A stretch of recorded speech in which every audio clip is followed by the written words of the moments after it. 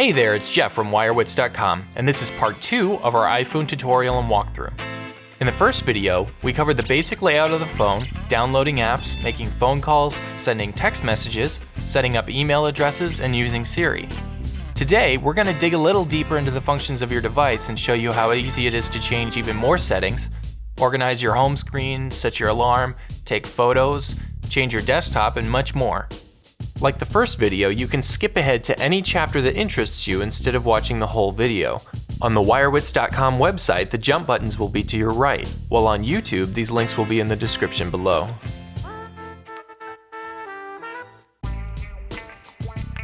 As you begin amassing your collection of apps, the home screen can become a bit cluttered and arranging things in an order that isn't natural to your way of life. By pressing and holding on any app for several seconds, you can put the home screen into edit mode, where apps can be dragged to different pages or on top of one another to create folders.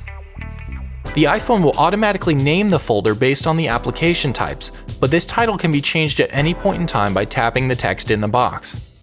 You can also use this mode to delete apps. Once apps are shaking, ones that can be deleted will be accompanied with a black X. Hitting that X causes a confirmation screen to appear that you want to delete the application from your phone. Apple remembers all of your app downloads, so even if it was a paid app, you can always re-download it from the App Store later if you choose, without having to pay for it again. Another useful command in the iPhone 4 and iPhone 4S is the ability to switch between your applications without going to the home screen. Quickly double tap the iPhone's home key and a menu pops up with all of your recent applications. Some of these are quietly running in the background, while others were merely remembered for a fast reopening later. If you want to make sure that the app is completely closed, press and hold any app on this menu until they start shaking.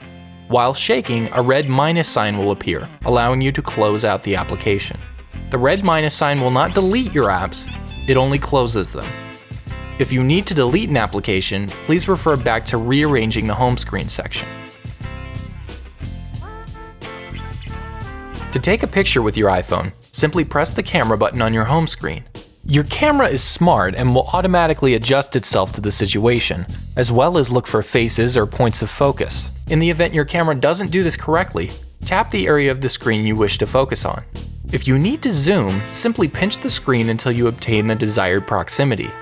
The camera flash can be toggled by the button on the top left, while the button on the top right switches to the front camera for self-portraits. Tapping the bottom right slider switches the camera to camcorder mode, where you can shoot in a stunning 1080p HD. Tapping at the center button takes a photograph. Tapping the volume keys will also snap the picture for you. Tapping the picture at the bottom left lets you scroll through your camera roll. Alternatively, you can access the gallery right from your home screen by tapping the Photos button. Your iPhone comes preloaded with Google Maps. Hit the Maps icon to display your location.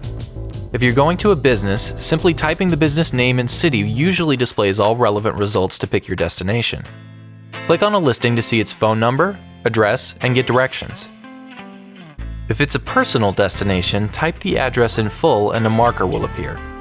Tapping on the person icon will trigger Street View, which allows you to see the location from ground level. Or hit the blue arrow to confirm the address and get directions.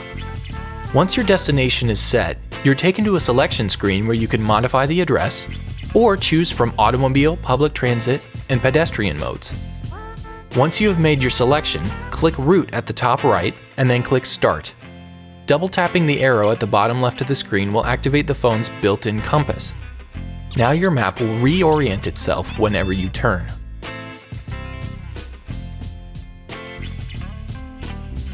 Adjusting your ringtones couldn't be easier. While on your home screen, you can press the up or down buttons until you hear a volume that is comfortable for you. You will see a volume level indicator on the screens, so you will know how much louder or quieter your phone can get. Don't forget, if you want to silence your phone completely, simply flick down the vibration rocker to the orange position. To change your actual ringtone, simply go into Settings, Sounds, Ringtone, and then select the sound you prefer.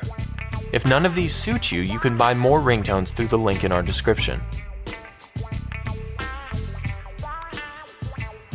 Your iPhone comes preloaded with an alarm clock application.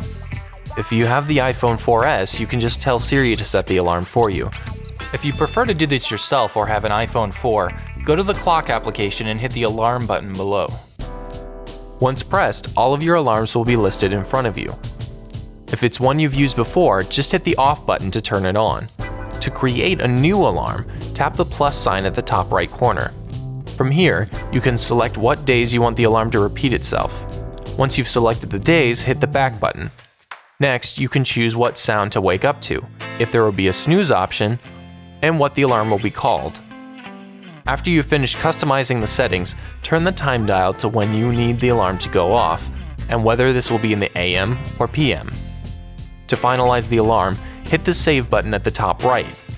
If you need to delete an alarm, hit the Edit button at the top left, then the minus sign on the alarm you no longer need. Hitting the new Delete button to the right will remove the alarm from your device. You can change the background of your phone with just a few taps. To start, go to Settings, Wallpaper, tap on the preloaded pictures, and then you can select from over 25 pre-installed pictures or from one you've taken yourself under the Camera Roll tab. Alternatively, if you're in the photo album already, tap on a picture, tap the arrow on the bottom left, and then select Use as Wallpaper. From here, you can move and scale your picture until it's framed to your preference, then hit the Set button. On the next menu, you can choose to set this selection as your lock screen wallpaper or home screen wallpaper, or set it as both at the same time.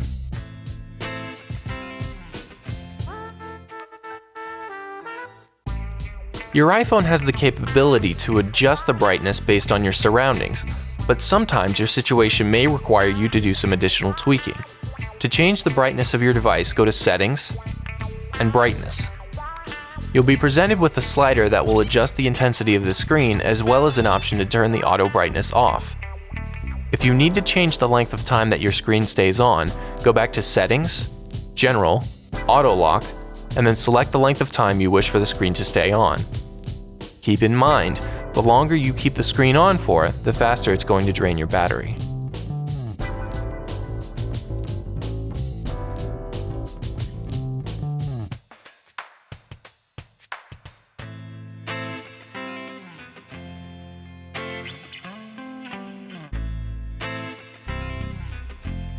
Most applications make use of what's called an accelerometer. This allows your phone to switch from portrait to landscape mode, but this can sometimes be more of a hassle than it's worth. To disable this, double tap on the home button and scroll all the way to the left. To the left of your music player is a box with a circular arrow moving clockwise. Tap this box to lock and unlock the accelerometer.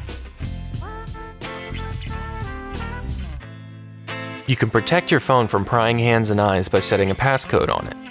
Once set, every time your device locks, this code will be required to use your device. To create a passcode, go to Settings, General, Passcode Lock, and then select Turn Passcode On. Once you tap this button, type in a 4-digit PIN that you can remember, then type it again to confirm it. If you need something more complex, first hit the button to turn the simple passcode option off, then tap Turn Passcode On and make a more secure password. If you have an iPhone 4S, you can also choose whether or not to allow access to Siri while the device is locked. While allowing Siri can be more convenient, you will also be more vulnerable to negative intentions by granting access to text messaging and calls, so please be careful. Your iPhone comes pre-installed with a mobile version of Apple's native web browser application, Safari. Tap the Safari icon to open your first web page. Use the bar to the top left to type in the URL directly, or instantly start a Google search by typing a search term in the box to the right. You can pinch a page to zoom in and out, or double tap if you prefer. Pages that have been optimized for mobile view might not let you zoom, but are easy to navigate by scrolling up and down. To reload a page, click on the circular arrow in the URL bar, and to navigate forward and back, use the arrows at the bottom of the screen. Tapping on the arrow in the center brings up all new menu commands. From here, you can add the site to your bookmarks, add to home screen, mail the link to a friend, or post it on Twitter. If you add the web page to your home screen, it will appear as an icon for quick access later.